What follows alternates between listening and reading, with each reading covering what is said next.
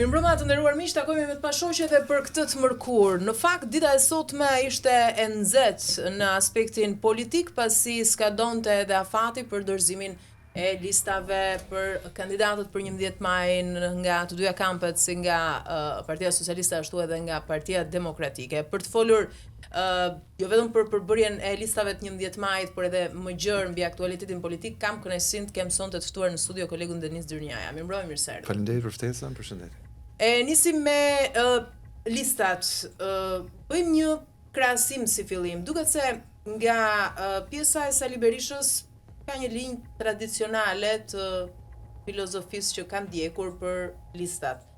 Jo ndonjë gjë surprizë, po themi. Duket se më taktik në disa lëvizje ka qenë Edi Rama, për shembull te pjesa e të rinjve që i ka siguruar vende në lista të mbyllura, siç bën në çdo palëzgjedhje, largon xhaketat e vjetra, grave jep më shumë prioritet se sa burrat, por këtë herë edhe gratë që kishin një mandat do ishin në listat e hapura.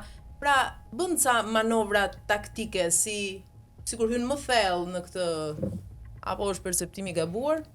Jo, nuk është perceptimi i gabuar, por vetëm ka një gjë, nëse do ishim fjala vjen në Britani ose në Francë,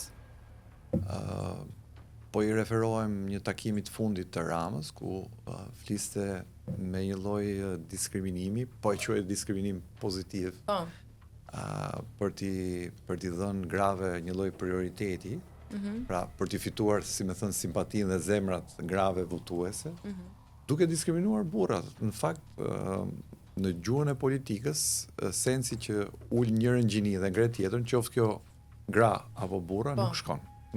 Nuk është etike dhe mediat... Po, sepse kërkohet barazi, kështu që... Mediat do ishin marrë gjërësisht me këtë element. Dhe si ky element ka plot tjerë, po unë e solla në vëmendje për të thënë që Rama është aq improvizues dhe nganjëherë aq folklorik i dobët, saqë bën gafa të rënda. Kjo është një gafë e rëndë nga pikpamja elektorale. Pra që ti thuash njerëzve që dëgjoj se ne duhet ta kujtosh, besoj, edhe kur ka pas bërë takimet e mëparshme elektorale. Hajde më hajde se të thiet për burrat, hajde se gratë bëjnë këtë. Pra, kjo mënyra për të bërë popullor, për të përfituar atë vëmendjen e elegancës dhe kujdesit. Dakord. I ka parë hajrin për sa kohë shoqëria reagon emotivisht, pa u thelluar dhe media është e pavëmendshme. Unë prandaj solla se ju ma ngritët topin dhe po e sjell vëmendje. Pra kjo është një gafë taktike elektorale dhe nuk është dhe etike dhe është dhe diskriminuese, pra po ta zbërthesh si element. Thënë kjo, e gjithë mënyra se si Rama e organizon partinë, pra gjithë le të themi retushimi politik, i gjithë makiazhi politik, është një mënyrë efektive që funksionon, por ndërkohë brenda si produkt është bosh. Nuk ka një produkt me substancë politike reale që ja vlen politikisht. Çfarë dua të them me këtë gjë? Dua të them që nga legjislatura në legjislaturë, në vend që ne të vim duke rrit kualitetin e përfaqësimit nga njerëzit që përzgjedhim ose që ata përzgjedhin ose që pretendohet që përzgjedhin, se në fakt është me paracaktim, le ta themi, se do flasim besoj edhe për pjesën tjetër që bën, sikur bën primaret. Qartë. Le të themi. Po vim duke degraduar, po vim te kukullat. Pra kemi humbur, sapo humbëm edhe Petro Koçi, një socialist race. Po, do të cekja më vonë, po. Jo, po e sjell në vëmendje, mund ta marrim pastaj si rast ta analizojmë vetvete. Pra, po vjen e po ngushtohet, nuk do kemi më zëra politik, do kemi vetëm njerëz të cilët marrin frym politike, pra marrin frym edhe nga pikpamja thjesht dhe natyrale në jetojmë kohën e inteligjencës artificiale dhe thjesht shkojnë, paraqiten dhe ikin gjithë pjesën tjetër, nuk ka nevojë as të mendojnë, as të kenë ndonjë vizion të ndryshëm nga lideri, nga udhëheqësi. Edhe pastaj këto organet e tjera dihet që janë thjesht formale, të paktën te dy partitë mëdha. Pra Rama bën sikur takonte Vila 30 drejtuesit politik të qarqeve dhe i merr atyre mendim. Komplet një fasadë, me fjalë, një operacion fals, edhe një aksion fals politik. E para, e dyta, pse duhet ta bënte te Vila 30? Ky është një takim në kuadër të një aktiviteti politik partijak. Ta bëjte Partia Socialiste. se kështu i lindet drejta edhe Kujtim Gjuzit që të bëj te Vila 30 takimet e partisë vetë. Pra, sa ajo është vilë qeveritare, po, e vërtet është. Po, pra, ka disa gjëra që ne duhet i sjellim në vëmendje, që na ikin, sepse merremi me gjëra gjithkohës gjëmojmë ato lajmet e mëdha ose ato lajmet që mendojmë ne se përbëjnë më shumë skup. Prandaj solla dy element në vëmendje që kolegët tanë të huaj do e bënin cop këtë gjë. Pra do merreshin me abuzimin se si përdoret për shembull një rezidencë qeveritare për takimet e një partie politike. Po mirë, ti bëj dhe Berisha atje. Ti bëj dhe Vangel Dulja, ti bëj dhe ku dëgjon, me që thash Kujtim Gjuzi apo tjetër. Pra, me këtë rast të sillim në vëmendje edhe çështjen e financimeve. Me këtë rast sillim në vëmendje edhe çfarë do bëj Spaku me gjithë këta njerëzit të cilët do tentojnë të futen në garë për të marrë një mandat politik i cili është një mbrojtje përballë drejtësisë nesër. Mendoj që kemi nevojë që Spaku nëse ka një listë të paktën nga këta që ka në duar me dosje. Na i thot.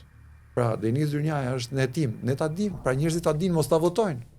Se ka plot njerëz aty duke filluar edhe nga me që jemi te Partia Socialiste, nga këta drejtuesit politik Qarqevi që janë hetim. Benet Beci është në hetim apo jo? I Shkodrës, që e dim. Mund të ketë hetime Belinda Balluku, kam përshtypjen duhet jetë në hetim. Më kujton në një emër tjetër tani se nuk aty ka shumë faktikisht, po mirë, nuk është se ka mund të jenë në hetim, po kjo nuk do të thotë që nuk thash janë të fajshëm. Po pra po. Por ama duhet me pas edhe ca kujdese që mos i kemi si peshësh nesër, po mirë, pse mandatojmë njerëz të cilët kanë ngarkesa penale. Pra, kjo mund të jetë qëllimshme. Ceno Klosi, që ka qenë ish drejtori i tatimeve, me që përmend Belinda. Po, e vërtet. Ka qenë është në hetim apo s'është në hetim, është rrit prokurori. Pra, nesër mund bëhet deputet. Po pse nuk e lexon si mbero? Ish kryebashkiaku i Matit. Ka qenë në prokurori. Po pra, këtë po them. S'kemi pse t'ju japim mandat politik para prak, duke ditë që ndërkohë mund të kenë nesër ose pas 3 muajsh një përballje me Spakun ku duhet të heq mandati. Pra njerëzit, edhe kjo është në fakt një lloj detyre e Spakut, po them jo detyrë ligjore, por një detyrë transparence. Mund dali pa na treguar se për çfarë po hetohen. Po mund thot 1 2 3 4 5 nga PD-ja, 1 2 3 4 5 nga PS-ja, 1 2 3 nga PDI-ja ose PBD-ja, po marr tani shembull, jo se nuk është se janë referenca konkrete. Janë në hetim dhe ka ngarkesa penale dhe njerëzit ta dinë këtë gjë. Është transparencë kjo punë dhe na ndihmon. Tani vim te pjesa tjetër. Tek pyetja juaj, se u hap pak më shumë, po duke çu mendimi te mendimi. Pra, e gjithë struktura e ndryshme nga njëra palë te tjetra, po flasim për dy partitë kryesore se ndoshta do kemi hapësirë edhe për të vegjëlit, ose për të tjerët.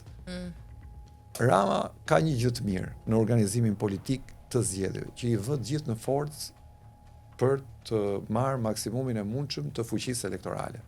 Këtë gjë e ka që prej zgjedhjeve të kaluara, të paktën që ka 2021, kur i vuri drejtuesit politik në limitet e votës ku merrte mandate Partia Socialiste sipas referencave që kishin nga sondazhet. Po edhe këtë herë me emrat e vjetër, po themit, konsoliduar në listë hapur që jo i ka thënë doni që t'jeni, futu, grumbullo vota, puno për partinë, maksimalizohet vota. Dhe kjo është një gjë e mirë nga pikpamja e organizimit dhe shportës madhe në interes të partisë. Në fund fare Rama ka qëllim të jetë ai kryeministri. Ta tjerët punojnë për atë. Pra, ai është mbretëresha e bletëve, le të themi, nëse do bënim këtë metaforën. Po një tjetër taktik për shembull disa kurse te Berisha, nëse do bëjmë krahasimin. Jo, të mbetemi edhe pak këtu. Për shembull, janë ndërhequr kryebashkiakët që po Tërmet Peçi edhe Agron Malaj. Besoj që edhe kryetari i Bashkisë Beratit, Ervin Demo. Po, janë 4 kryebashkiak që do të jenë pjesë e listave. Po kjo me kryebashkiakët, do të pse është zgjedhur kjo? Po sepse ata e para kanë fuqi vepruese në bashkitë ku kanë, për shkak se kanë interesa. Dhe kur ke interesa, ti shpërndan interesa, krijon mundësi lobimesh. Pra ke fuqi që të ndikosh në mënyrë elektorale. Po flitet shumë kohët e fundit që Erion Veliaj sa ndikim ka apo sa humbje ka sepse po do i mungoj si kontribut Tiranës. Po siç po vepron Rama, nëse ka interes që ta mbrojë Velien dhe që mendojnë se prokuroria po i bie në qafë Velien, le ta fusi në listë kandidat për Tiranën dhe i jep dhe një mandat përballë prokurorisë për ta mbrojtur politikisht. Po Rama e ka lëshuar Velien, se po të ishte do ta bënte. Pra mund ta fusin në listë siç po fut këta të tjerët. Pra, nëse Rama thot ne na duhen prova për Velien dhe jo një gjah për Mexhelis që përdoret mediatikisht e kështu, atëherë le të bëjë të kundërtën dhe të na thot neve që për mua ky njeriu është i pafajshëm, ta fusi në listat e deputetëve. Meqë si kryetar bashkie ai nuk besoj se do puthi më me çfarë ka bërë. Për atë që ne kemi perceptim dhe për atë që ne kemi parë, nuk e dim se sa do provohet ose jo. Ne kemi kuptuar që bashkia ka hik nga kolonat qendrore ku duhet jetë si institucion në bazë të ligjit. A do provohet kjo nga ana ligjore? Këtë se dim. A do provohen shumë gjëra tjera që ne i dim nga ana ligjore, sepse është tjetër gjë të dish, është tjetër gjë të faktosh ligjërisht për përgjegjësinë penale që ke. Se ne dim shumë mirë se sa pasuri kanë patur këtu edhe kryebashkiakët, edhe deputetët, edhe shumë njerëz tjerë, por që me letra me marifete i kanë justifikuar dhe s'ke çfarë thua, se në këtë kohë jetojmë, nuk jetojmë në kohën e diktaturës apo me qira fjala që kishin arrestuar dhe Duterte në Republikën e Dutertes, i cili të vriste pa paralajmërim, se ashtu mendonte që ti je fajtor dhe s'kishte nevojë për gjyq. Kështu që në këtë sens Pse provokoi Rama me faktin që nuk do të ishte në listat personalisht për deputet? Nuk mendoj se provokoi, mendoj se karikoi. Pra, kur po fuz veten time në një lloj sfide. Të mos qenit në listë, a ka ndonjë përllogaritje afatgjat, a nënkupton ndonjë plan të tij, domethënë është jo, unë besoj që e bën gjithëm për të thënë, e bën gjithëve për të thënë që unë kur po fuz veten në këtë lloj sfide, pra është si të fuzesh veten në nominim Big Brother, pa pas nevojë. Kur po fuz veten në nominim pa lidhje, pra kur po dal vet në shesh të burrave për ju tjerët as s'ju llogaris fare. Pra është një mbyllje goje për të gjithë pakënaqurit. Pra se do ketë pakënaqur, patjetër. Sidomos kur ke edhe lek, kur ke edhe pushtet, kur mendon se duhet të jesh dhe i llastuar, natyrisht do kesh pakënaqësi. Edhe në PS janë majmur aq shumë të gjithë, sa që të gjithë do jenë pakënaqur. Po do qepin gojën para kësaj që bën Rama, sepse Rama i vën rresht. Ndodhe kundërta. Pas nuk diskutohet fare. Në Selin Roz. Pas nuk diskutohet fare. Sepse do prodhojnë pakënaqësi listat. Shiko, ata kanë treguar që janë me mec shembullor dhe për shembull Petro Koçi reagoi. Petro Koçi hyn te njerëzit që as nuk ka përfituar në gjë nga pushteti. Ka qenë thjesht një deputet socialist, ka qëndruar thjesht dhe vetëm socialist. Dhe është parë me syrin që Petro si tjetë, si mos tjetë, nuk do lëviz asgjë, të paktën në oborrin e shërbëtorëve të Ramës, edhe pushtetmbajtësve të Ramës, edhe përfituesve të pushtetit të Ramës. Si ishte Petro, si ishte, PS-ja s'humbi asgjë. Me aq kokra socialistët sa kanë mbetur në PS, po thuaj se PS-ja është komplet një parti tjetër politike, që mund ta quash PS, PSH, PR, LP, KS, vendosi çfarë emri. Aty është Rama dhe një parti politike që Rama i ndryshon ngjyrën për shembull e bën Mavi dhe pranohet, mund të ndryshojë edhe emrin, mund të ndryshojë çdo gjë. Pra ngrihet një ditë bukur dhe edhe e bën këtë gjë. Pra sfundi u bë nutricionist. A mos hani 2 ditë tha, mund të rini dhe pa ngrënë se ju bën mirë, ju dobëson. Pra Rama është diplomat, Rama është ekonomist, Rama është edhe nutricionist, Rama është gjithçka në PS. Dhe ata e dhullojnë për atë që ai është. Në fund fare kanë dhe drejtë se 12 vjet i kanë mbajtur në pushtet. Nëse i jep dhe një katëshe mandati tjetër, çfarë i thon ata atij? Pse fitove zgjedhjet? Jo. S'ke fituesi nuk gjykohet, e kupton? Dhe në fund fare llogaria është e thjeshtë. Më mirë të jemi në pushtet se edhe nëse s'kam një mandat deputeti, një mandat ministri ose një portofol ministri. Punë e madhe jemi në pushtet. Pra llogaria bëhet dhe kaq e vogël. Jemi një alternativë. Se sa të jem në opozitë dhe mos kem asnjë mundësi shprese për të patur një benefit nga pushteti. Kështu që kjo i bashkon socialistët dhe ja ushuan në fund fare pakënaqësinë sado të madhe që e kanë, dhe unë besoj që ata e kanë sepse Rama her pas here edhe i keq trajton, duke marrë rastin e emrimeve që i bën ose shkarkimeve që i bën nga media, pa ditë askush se kur do emrohet dhe pse po shkarkohet. Dhe këtë e ka standard. Po petalet e trëndafilit socialist për t'i dhënë pak frym të re partisë, ëh? Ato petalet janë si këto lulet falso, që i blen, e mbajnë ngjyrën gjithmonë, po nuk kanë as aromë, as si më thënë, as klorofil. Kështu që në një kuptim janë pjesë e një mozaiku fals që krijohet për të thënë që ne kemi gjenerim, kemi breza të rinj kështu. Unë shoh një theks fort të ignorancës politike, me mënyrën se si qasen ndaj lajkave për t'i rënë sy kryetarit edhe poezive plot epos partijak, shoh brenda një lloj analfabetizmit të theksuar politik dhe keqardhës gjithashtu për atë që na pret në raport me përfaqësimin politik tek ajo që e nisëm bisedën bashkë, pra nga pikpamja e kualitetit që na pret në përfaqësim. Të doja shumë që të kisha vajza dhe djem, madje në një moment dhe vetë Rama i ka folur subkonscienca, kur ka thënë që unë tani jam 60 vjeç, po do doja njerëz rebel siç kam qenë unë kur isha i ri. Pra, mungojnë të dyja partitë politike. Po të rinj që i thurin ai shlav dhe sa... Këtë PD-ja është dhe më dramatike situata. Bëhen memet e vitit. Këtu, unë mendoj që presidenti i Kinës ose Putini do i kishte zili këta për elozhet që i bëjnë liderëve. Do të thonë aq e përshtirë situata sa nuk di çfarë thuash.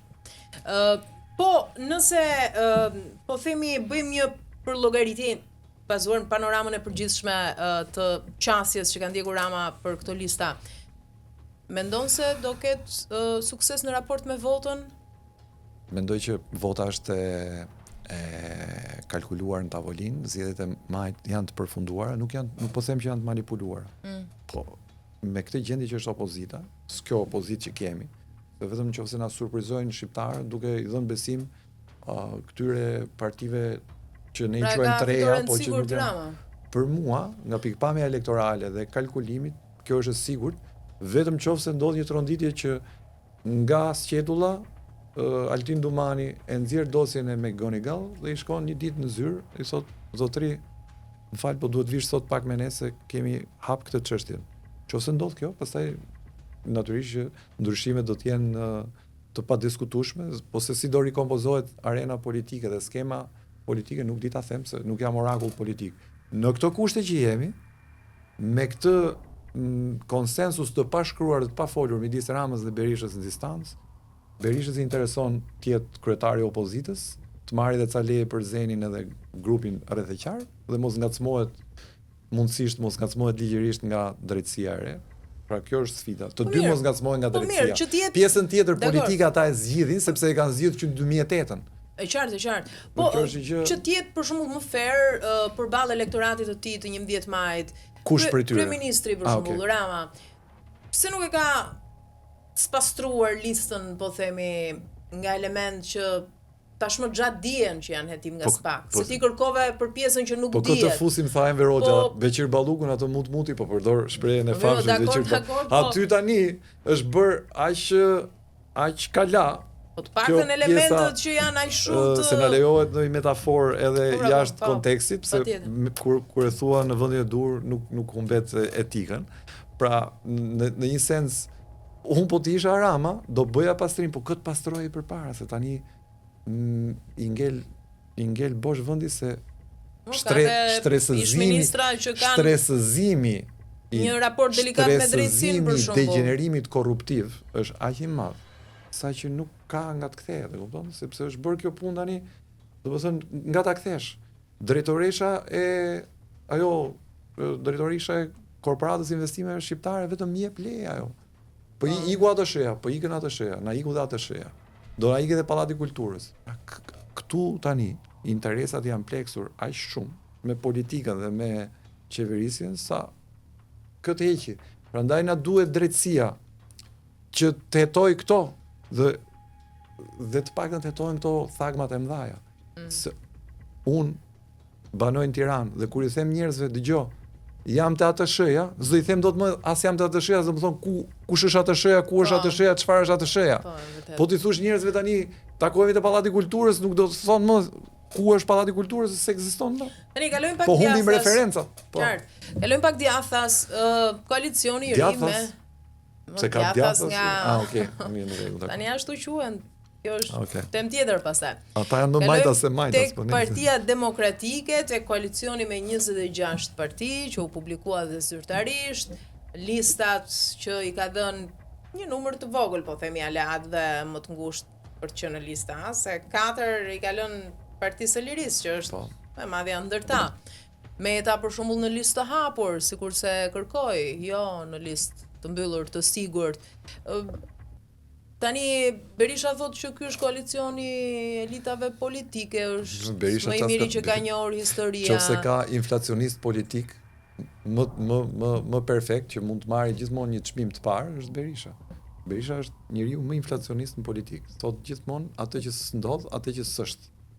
Pra, të konsiderosh një koalicion vlerash, parti me kryetar që kanë vetëm shoferin në vete, vetëm Berisha mund ta bëjë këtë gjë.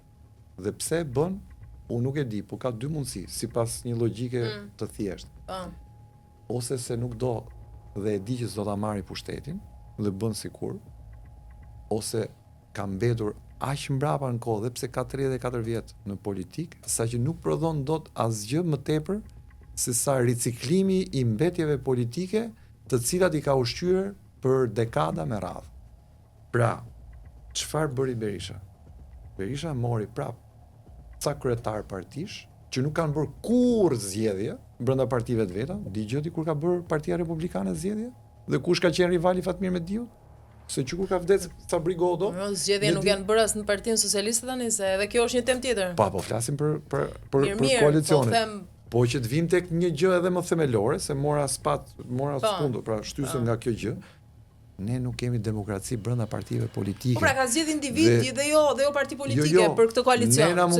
Ne na mungon demokracia brenda partive politike dhe me që po flasim për demokracinë, më e tmerrshme është që gënjejnë dhe sy për sy dhe thonë bëm primare një proces ekselent demokratik, ndërkohë Igli Cara deli pari me vota ndurës dhe emërohet në listë.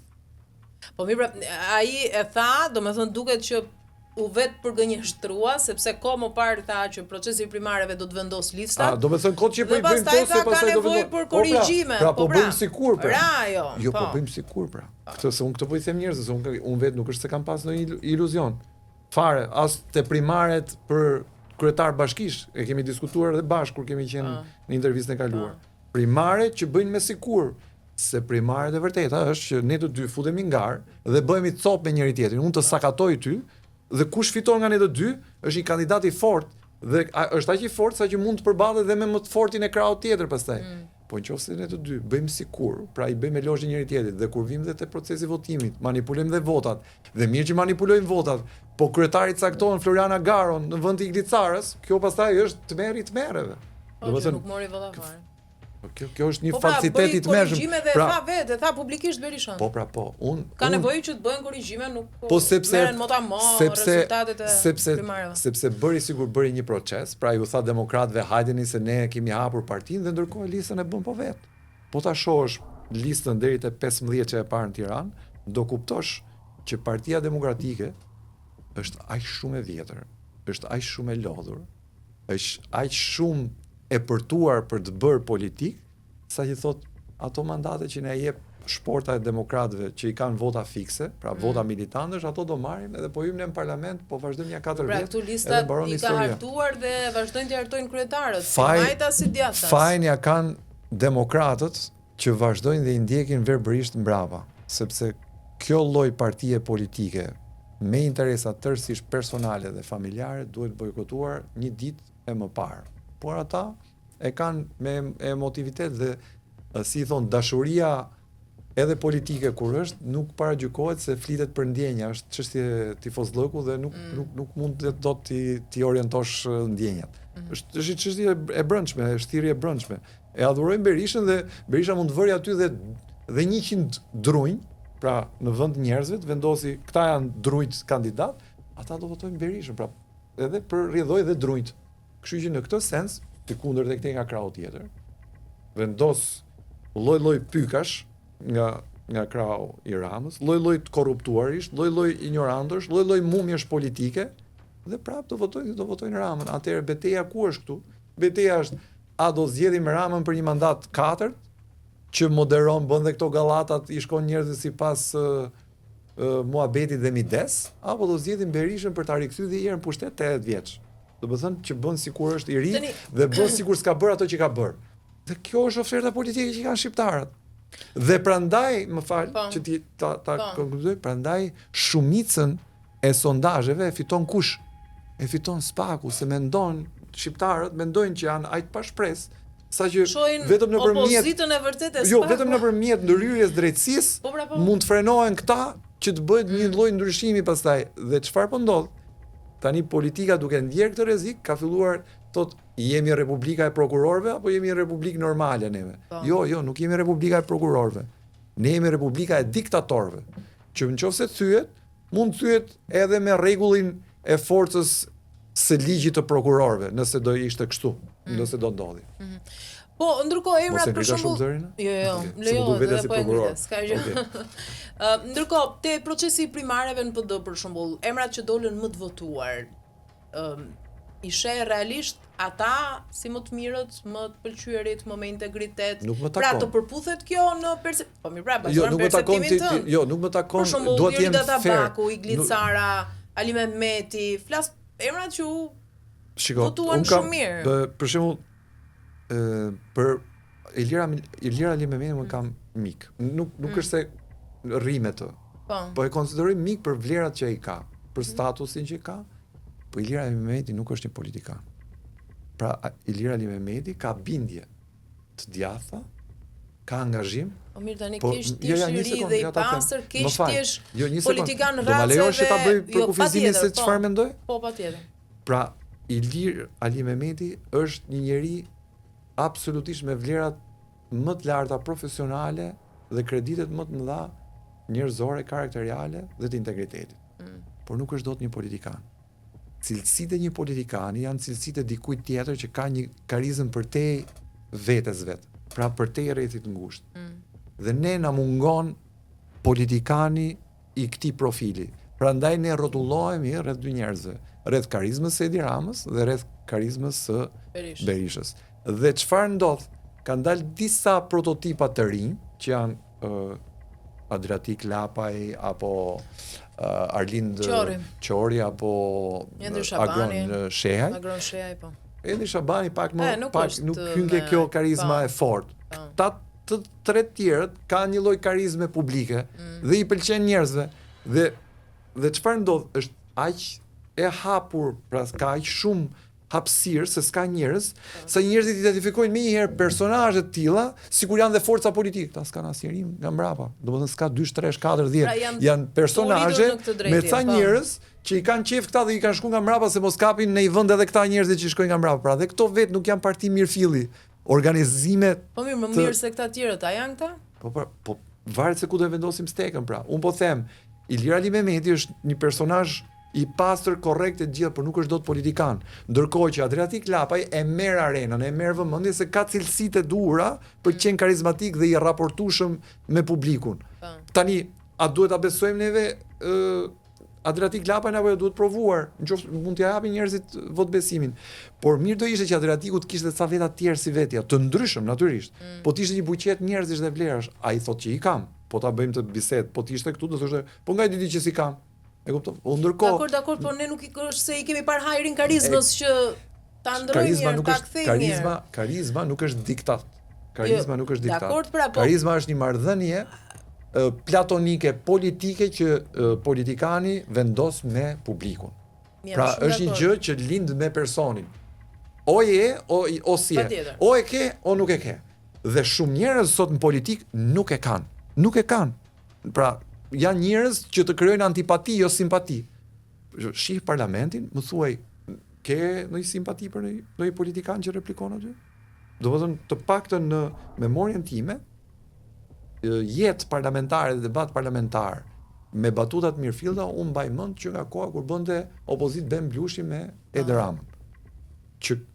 Që parlamenti heshte kur kishte një polemik Rama Blushi. Që nuk flasin fare, unë nuk i njoh shumë prej tyre. Sepse nuk i flet asgjë brenda tyre, janë bosh pra. Flasin, janë bosh. Flasin mirë, janë bosh pra, këtë po them. Pra ne kemi humbur për ç'është demokracia? Demokracia është mendim. Mendim, filozofi, tezë. Kundërshti gjithashtu, tezë, antitezë. I kemi ne këto. Nuk e di kur mund të ketë ndodhur për herë të fundit që ne kemi parlament. Në parlament ka shantazh kundër shantazh. Pra kode, unë të them ty atë që kujdes se ta di unë ty atë, po ti më thua edhe ti e ke atë. Pra, vetëm për politik nuk flitet. Vetëm për teza nuk flitet, vetëm për të majt e për djath nuk flitet, se ne nuk kemi as të majt, as djath. Ne kemi ca njerëz që janë aty për interesat e veta. Kështu e shohun panorama. Tani më komento pak pjesën e Ilir Metës. Domethënë do garoj në listë të hapur. Pse ka zgjedhur me listë të hapur dhe e dyta, ç'është kjo se ai është në burg tashmë. Domethënë a është si një tentativë, mendon ai shpëtimi ndoshta që nesër mund t'i lehtësohet masa e sigurisë përmes mandatit deputetit apo si? Që të gjithë e përdorin politikën si buroj në Shqipëri. Dikur në një moment si buroj, në një moment si hesht, varet nga pozita që kanë dhe relata që kanë në atë rrethan caktuar që ndodhen. Kjo është e padiskutueshme. Por ka edhe një gjë tjetër. Askush nuk është ndaluar që të zgjidhet qoftë edhe kur është në burg. Pra, mund të jesh në burg, po mund të shpallësh kandidaturën dhe të zgjidhesh populli do. Kjo është një gjë që e njeh demokracia si standard. Kështu që dhe Meta ka zgjedhur këtë rrugë. A do ta përdori politikën për mbrojtje ndaj drejtësisë? Po patjetër. Ka bërë shumë mirë që ka dalë në listë hapur, le të themi, sepse do dhe ai që të kuptoj çfarë përfaqëson ai për veten e vet sot. Kur partia e tij është në një gjendje sprove ekzistenciale. Apo jo. Dhe kjo e bën atë thjesht më të fortë në raport me vërtetësinë e votës sa e ka. Dhe unë, nëse ka një njeri në të gjithë këtë analizën që ne bëm, unë e kam kritikuar pafund Ilir Metën. S'kam qenë kurrë pro mënyrës politikave të tij. Po nëse ka një gjë për t'u lavdëruar nga pikpamja dinjitare politike, është kjo mënyrë e të bërit garës politike, që ai thotë, jo, stop. Unë nuk do futem në listë sigurt, edhe pse e kishte vendin, unë do marr votat e mia. Dhe kjo është mënyrë dinjitare dhe bravo i qoftë që e ka bërë. E fiton ai këtë sfidë? Kjo mbetet për të parë. Për mua, LSI-a është në një sprov ekzistenciale, prandaj e thash fjalën ekzistenciale, se nuk e di nëse nuk do kishte deputetët e sigurt, duhet parë nëse ekziston apo se ekziston, se strukturat kam përshtypjen që edhe me largimin e Monika Kryemadit dhe gjithë pjesës që ajo tërhiqte me vete. Ka një shpërbërje, por mund të jemi gabuar dhe nuk dua ta paragjykoj, as nuk dua ta penalizoj duke i bërë një analizë, si më thënë, e cila në 2 muaj para zgjedhjeve mund t'i krijonte kosto dhe nuk do ishte si më thënë etike dhe fair nga ana ime që le të presim zgjedhjet dhe do ta shohim se çfarë përfaqëson vet Partia e Lirisë nga pikpamja elektorale dhe Meta gjithashtu. Po për diasporën, meqense voton këtë herë për herë të parë, lufta është bërë e madhe, domethënë pse ka shfaqur këto kohë në raport me diasporën, sidomos pas siguri kryeministri? Pse takime mbas takimesh? Është investuar shumë, duket. Domethënë, se nga që the pak më herët e ka të sigurt fitoren edhe por Rama e ka të fitoren sigurt, por thjesht i duhen 90 mandate, fjala vet.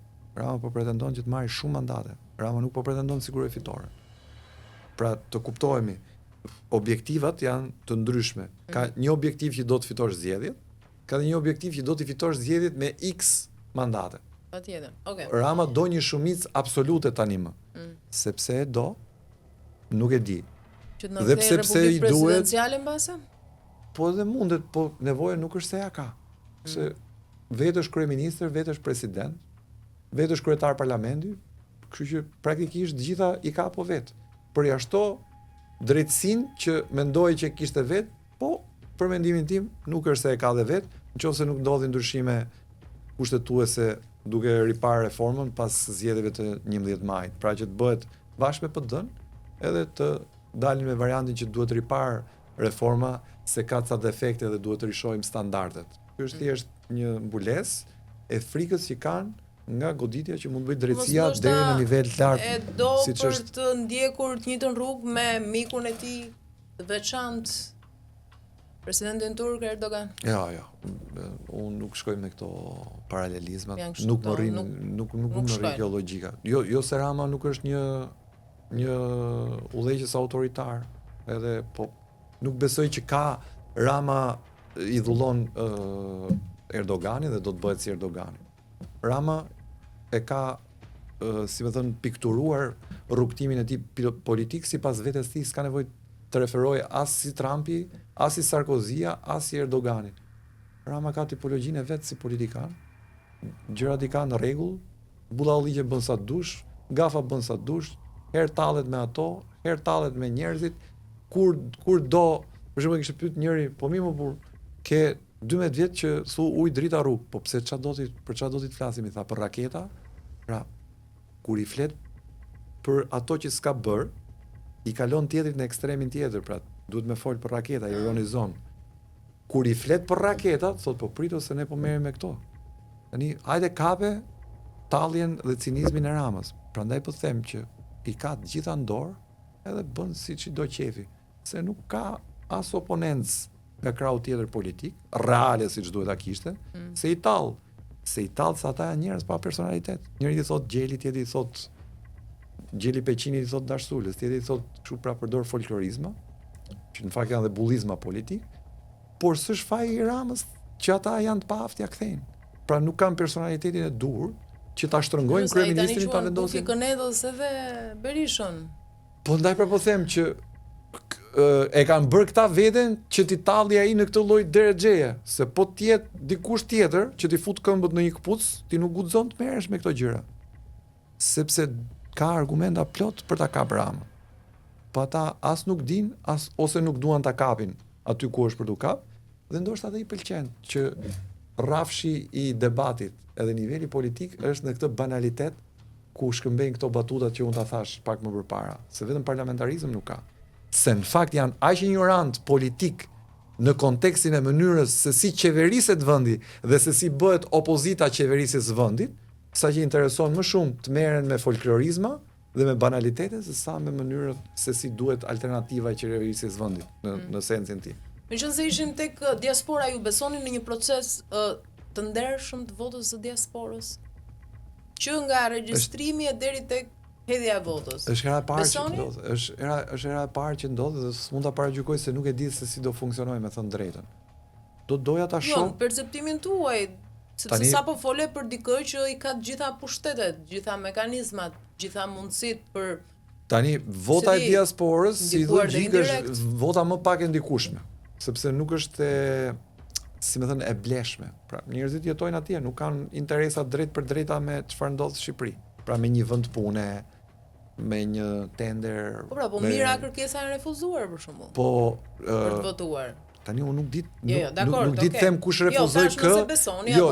Nuk di të them nëse u refuzua qëllimisht edhe të kenë hy tani patronazhistët që të kenë gjetë edhe se kush është ai i refuzuari. Pra ai është i atyre refuzoje këtë. Mendoj që ata nuk kanë plotësuar kriterë dhe kaq. Besoj shkoj me këtë version. Nuk mendoj që të kemi arrit deri në këtë fazë ku të ketë patronazhim edhe për njerëzit që janë ku dëgjon në Francë ose në Angli, që të kuptohet që sa punë do t'i bëj në këtë fushat Berishës Krisla Civita? Krisla Civita thjesht vjen merr lekët këtu, merr ca para. Krisla Civita nuk do bëj asgjë sepse nuk ndikon kërkund. Domethënë Krisla Civita është një lobist ose një mentor, se ai tha që nuk jam lobist, një mentor, një strategjist që do marrë ato parat, që Partia Demokratike s'po na thot sa është fatura dhe ku i gjeti këto parat për të paguar, se nuk vjen për lek xhepi ai, pa një $10 milion. le të themi. Po nëse janë 10, janë thua, 5, kaq shumë? po këtë 5 ku, po si pse? Po këtë 5 ku e gjetën këta? Prandaj duhet spaku. Se po t'i hy spaku, siç duhet me i hy, dalin se kush i nxjerr parat, kush i paguan parat, si financohet propaganda politike, edhe te xhepi Berishës, edhe te xhepi Ramës. Po të futet spaku te xhepi, dal aty del one i Zamir Mane nga krau djathi i xhepit, one i Qet Kastrati, këtej one i Shkëlzem Berisha, one i Bashkimulaj, one i gjë tjetër, pra dalin këto emra, se gjitha përgatiten me zarfa para zgjedhjeve. Kështu që se nuk i dihet, ta gjithsesi e ndaj një kosto. Këto e kemi për zgjedhje. Edhe këtej se si dihet variantit. Prandaj spaku duhet bëj ndërhyrjet e duhura, ndërkohë që KQZ-ja duhet na bëj transparente të gjitha burimet e financimit partive politike.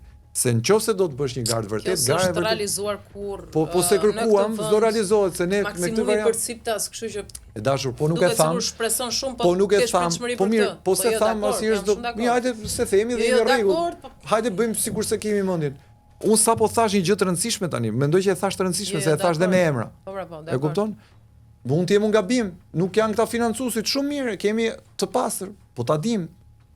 A ka ndikime të sipërmarrjes madhe oligarkëve tek partitë politike? Sa? Si? A janë këta njerëzit që çojnë sot para se do marrin nesër investime strategjike? Do marrin mijëra hektar metra katror për fshatra turistik? Apo si janë? Se këta janë pra. Si dolën këta? Si u morën këto rrugët e këto lejet për fshatra turistike, për kullat 50 katë, 100 katë? Financimet pra. Unë financoj sot zgjedhjet, ti do më japësh nesër lejen. Pa i hyrë detajeve, sepse është temë tjetër, po sa do t'i kushtoj elektoralisht Partia Socialiste Erion Veliaj në burg? 0. Pse? Sepse Erion Veliaj është një krijesë politike e krijuar në mënyrë artificiale dhe absorbuar nga Partia Socialiste, i rritur mbi kurrizin e Partisë Socialiste. Pra, kujtoheni besoj që Erion Veliaj përfaqësonte lëvizjen mjaft dikur. Pastaj lindi partia G99. Po pse si ka fituar 3 mandate? E cila G99 nuk mori dot nuk kaloi dot as pragun e përqindjes bazë për të futur në parlament. U infiltrua brenda Partisë Socialiste, të gjithë, pra si lëvizje, Erion Veliaj, Arbër Mazniku, Endri Fuga që është eminenca e kryeministrit për mediat, kush ishte tjetër aty tani se nuk po, Elisa Spiropali, gjithashtu, pra kanë qenë këta grupi i lëvizjes mjaft, që hynë në shtratin e Partisë Socialiste, nxorën socialistët nga loja, pra që u bë rinjë e famshme. Po kanë pasur sukses. Po s'kan pas sukses pra sepse suksesi është. Po dhe Elisa që kur menaxhoi fushatën në zgjedhjet në Shkodër. Sukses është si me çaj menaxhoi. Mori një. Po ai ishte drejtuese në Shkodër. Sa para u bën një herë. Që fitua Bashkia e Shkodrës. Po e di se unë po të futesh në YouTube para se të bëheshin zgjedhjet, e kam paracaktuar që do jetë kryetare e parlamentit madje, po. Nuk janë kaq të patalentuar këta që përmenden në sensin si talentuar për PSD. Makinerisë votave në Partinë Socialiste. Besoj që edhe mua po të më jepnin në Bashkinë e Tiranës, do isha shumë i famshëm, të garantoj për një vit e gjysmë 2 vjet. Do më donin në gjithë Tiranën, se një pjesë më duan, se më njohin, po do më donte edhe pjesa që s'mjef. Të japësh leje dhe të kesh pushtet financiar dhe ekonomik, do krijosh lobim patjetër dhe do kesh mbështetës. Po kjo ndodh vetëm nëpërmjet një partie politike nga mbrapa.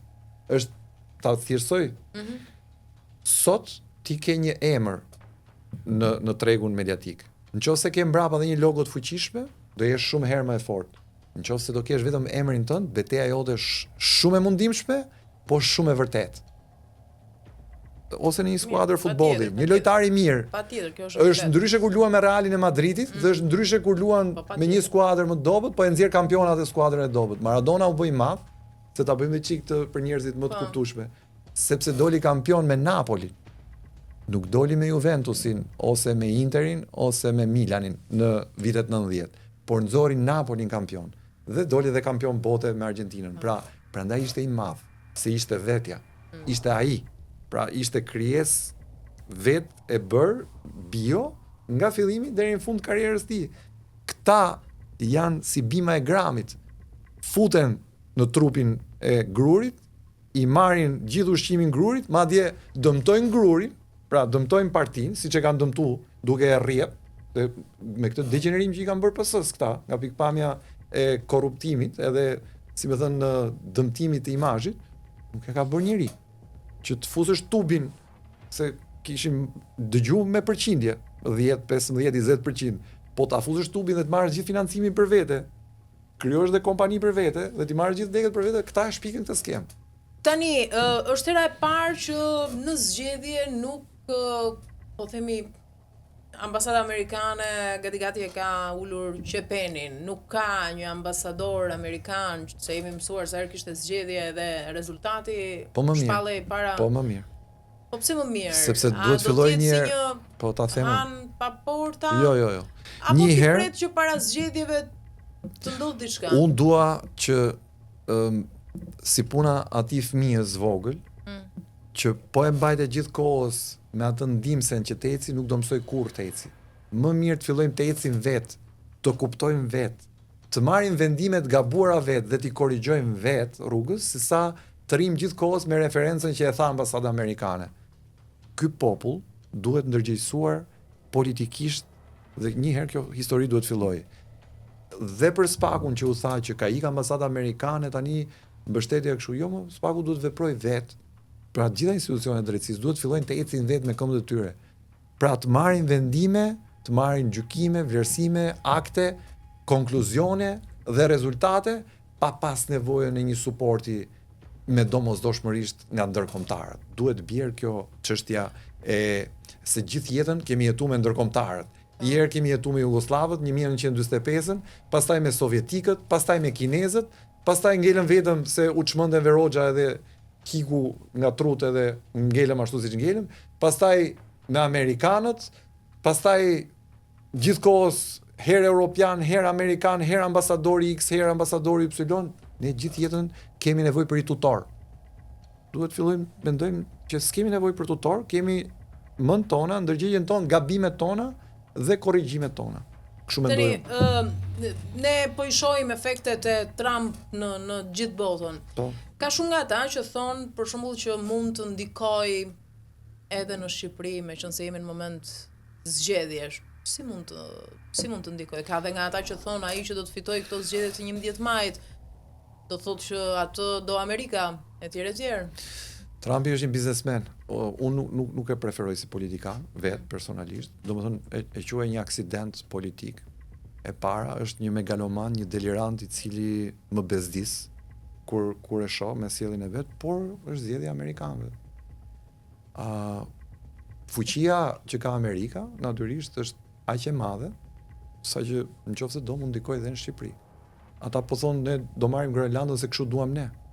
Ne do marrim Kanadan se kështu duam ne. Këtë luftën që i kanë shpallur Sorosit për shembull. Po, shiko.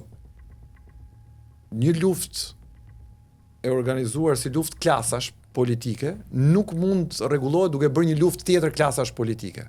Pra, po e marr për analogji me ato çka ka ndodhur në Shqipëri. Nëse ne gjatë diktaturës persekutuam njerëz dhe burgosëm njerëz politikisht, kur erdhi demokracia është njësoj sikur këta njerëzit të dilnin nga burgjet dhe të persekutuarit vinin nga vendet ku kryenen internimet dhe të merrnin një fushat shpagimi me të njëjtën mënyrë ose dhe më ekstreme ndaj këtyre që i persekutuan.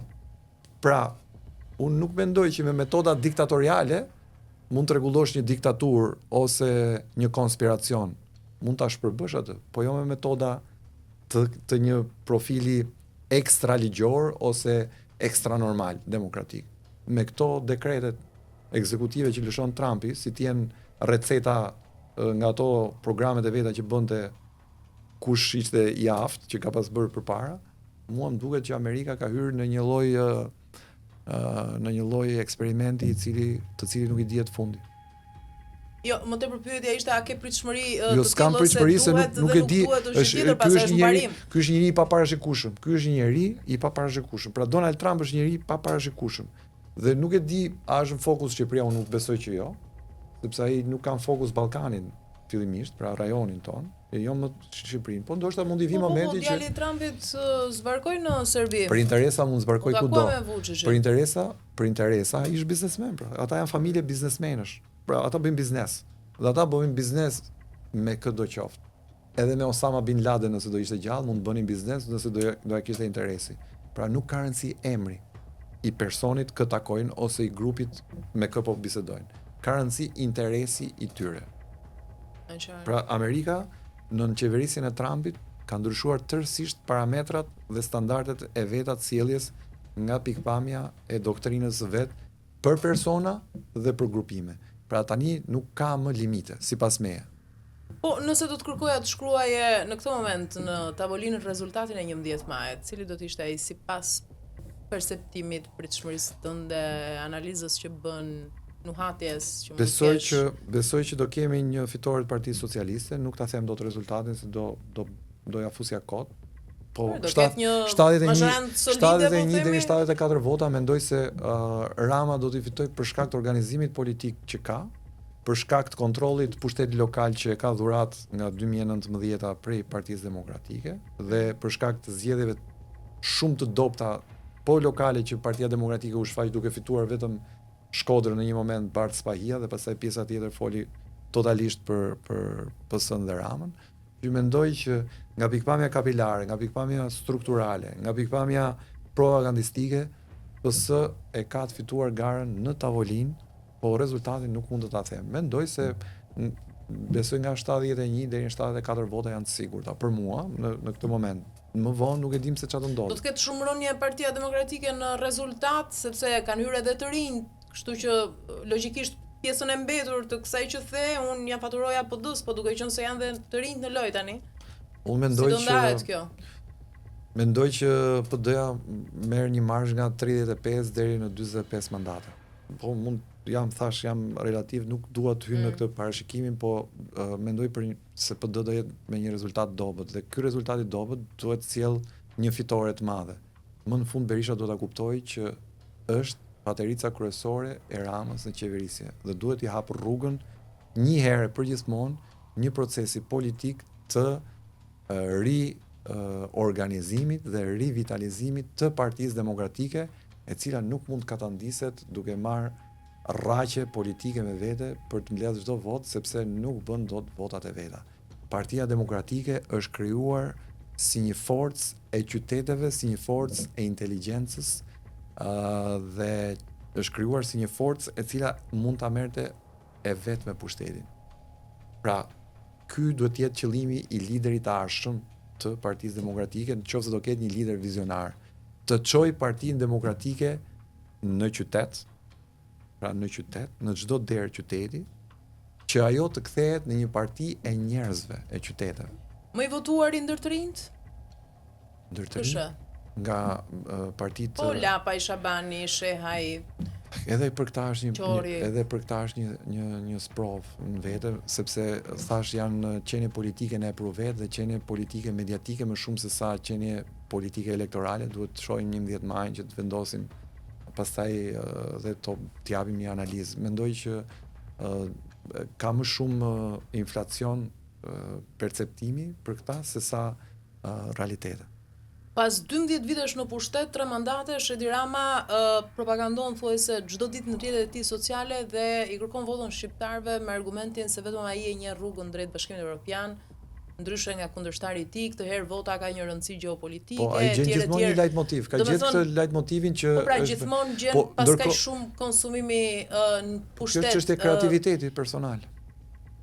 Po ta analizojmë pak shqiptarët, çfarë lloj votuesish janë?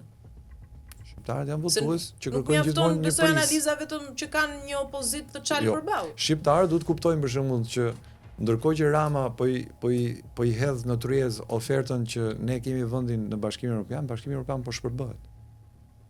Po të jenë kaq zgjuar, të paktën politikisht dhe krau tjetër që është totalisht out dhe nuk e kuptoj si s'ka kaq vizion politik për të bërë oponencën e dur politike, mund t'i thotë Ramës, ti ke dalë me tezën Albania 2030 në BE, ndërkohë që BE-ja s'di ku është vetë. Këtu po flitet a do ekzistojë NATO apo jo? Praktikisht me këtë dilemë të madhe ku është futur NATO dhe BE-ja me prishjen e ekuilibrave politik dhe geopolitik dhe ekonomik gjithashtu, e gjithë bota për 10 vitet e ardhshme do jetë në një cikël të ri politik dhe kam përshtypjen që jemi në një dekadencë të cilën nuk po e përmendim ose ndoshta edhe se s'po e kuptojmë se të gjitha institucionet kanë marrë fund. Pra OKB-ja është një institucion kukull, nuk ekziston më. OSBE-ja është një institucion kukull. Çfarë është OSBE-ja? Organizata për siguri dhe bashkëpunim në Europë. Çfarë po bën OSBE-ja për të ndaluar konfliktin midis Rusisë dhe Ukrainës? Zero. Se është ineficiencë totale, nuk funksionon, nuk ekziston. Këshilli i Europës, Asamblea Parlamentare e Këshillit të Europës, Bashkimi Evropian, janë gjitha institucione burokratike që kanë marrë fund, ekzistojnë thjesht për forcë ose për inerci. Pra duhet rikonceptuar e gjithë struktura e Europës, ndoshta edhe Bashkimi Evropian, mund të vazhdojë të ekzistojë në një mënyrë tjetër. Po kjo BE që është sot është thjesht një inerci momentale e asaj që është krijuar atëherë. Dhe teza politike e Ramës është një tezë elektorale që mund të pi ujë këtu, por si koncept dhe vizioni së ardhmës mund të gjykohet dhe debatohet politikisht nga opozita në këtë rast pafund. Po ata nuk e kapin këtë se kanë mendje me bë politikë, se edhe s'ka ngel dhe politikanë në opozitë, siç e tham. Po pas pushtetit të sërzgjatur, a bëhet fushat me daulle, me çetjane, me kuakuate, bufit të netës, Po shumë mirë bënë, nëse aty funksionon rregullesh. Kur pala tjetër nuk bin dot shqiptarët, çari është i këtij. Kështu që nuk e çaj, do të thënë Rama ky është. Rama thotë unë dal nudo, më japin votat. Ky është problemi i Ramës. Sondazhet e brendshme i nxjerrin me pyetje pensionistët. Që do të thotë? I ka mërzitur shumë. Me çfarë? Me bonusin e pranverës? Gjatë nuk, po një bonus është ai. Po një bonus. Ti mendon se Po dakord, pra një bonus themi ne të dy. Drejt është e drejtë. Po varet se si e ndjejnë ata që janë në shtëpi dhe janë dy pensionistë thonë. Na e dha ky, hajde japim votën. Pra varet. Kemi në një sondazh për këtë? Kemi bërë? Jo, s'kemi. Pra duhet flasim në abstragim. Në abstragim mund flasim pafund pro ose kundër. Çështja është që e thash pak më parë. Ofertat janë dy. Sot për sot ofertat më të forta. Pse nuk quan ofertë edhe të rinë ti për shemb? Po s'ka për të rinë, shikoj. Që unë të bindem, unë duhet votoj nuk duhet votoj as Ramën as Berishën. Po. Po këtë votoj. Do votoj një individ i cili s'ka bërë kurrë zgjedhje.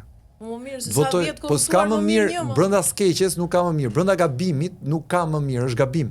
Pra gabimi është gabim, nuk ka më mirë. Ne gjithmonë me të keqen më të vogël kemi ecur. Jo, po s'mund të ecim gjithmonë me të keqen më të vogël, Po, se Berisha tha sfundi. Sa kohë janë të njëjtët njerëz? Berisha tha sfundi se i foli. I foli super, po mirë, ne do i ndërgjegjësojmë njerëzit apo do vazhdojmë me variantin dhe ne si njerëzit.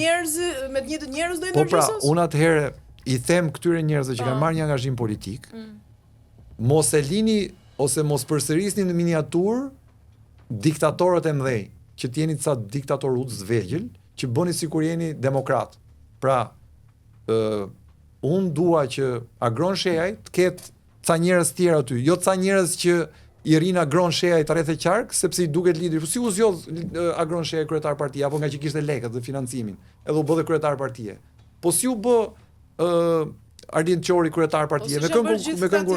Po mi pra, kështu do më mirë hajde vazhdojmë kështu, jemi në rregull. Po sa kohë kemi të njëjtën skemë? Jemi në rregull atëherë, s'kemi, pra unë nuk kam opsion alternativ që të them po si duken këta të rinj. Duken njësoj si këta të vjetrit, ndërkohë po të them. Po përgjigjem, po ja përgjigjem. Po e njëjta skenë është e njëjta shfaqje do luhet. Fatkeqësisht, jo, dakor. Zgjedhja ime është e pamundur që të them po, më duken të arsyeshëm në pa arsyen e vet ose në gënjeshtrën e ekzistencës vet, se nuk e do të bie që të thyej inteligjencën time që të them, ore prit një sekond se këta janë ndryshe nga këta janë njësoj si këta. Thjesht kanë më pak kohë, në fakt s'kan edhe aq pak se nga 10 vjet u bën të gjithë. Në fakt praktikisht janë shizmë. Kështu që. Po dakord, më të rregull, po mënyrën se si po e perceptojnë pushtetin politik është njësoj si këta. Zgjedhje nuk bëjnë, alternativë nuk kanë. Pra, digjoti kur kanë i këshill kombëtar këto, forume kryesi kanë? Jo. Dalin vetëm nëpër televizor kryetari i partisë Nisma, kryetari i partisë thurje, kryetari i Lëvizjes Bashk, kryetari, po pas kryetarit kush vin ja 10 veta që duan kryetarin, që i rin kryetarit si aureol dhe kaq. Kjo është partia. Edhe ca njerëz që i simpatizojnë nga ekrani, pra janë ca votus mediatik quhen këta. Pra që të shohin i lezetshëm ky, e besojnë këtë. Pra po ai Renun t'i jap ca vota. Ndërkohë që nuk po them që duhen votu këta që janë, po them që edhe këta që po krijojmë, po i krijojmë gabim. Pra, edhe një gjë të re që po e bëjmë, e kemi nis keq. Se duhet ta kishim nis ndryshe, pra kjo është këtë po përpiqem të them. Falenderoj që të kisha në studio. Edhe unë ju. Ndoshta gjatë fushatës do kemi më shumë për të thënë e për të analizuar, por besoj se pak a shumë i cekëm të gjitha ato që ofron sot skena politike. Mirë, ne do të ndajemi këtu bashkë, por sigurisht do të takohemi sërish me të pashoj.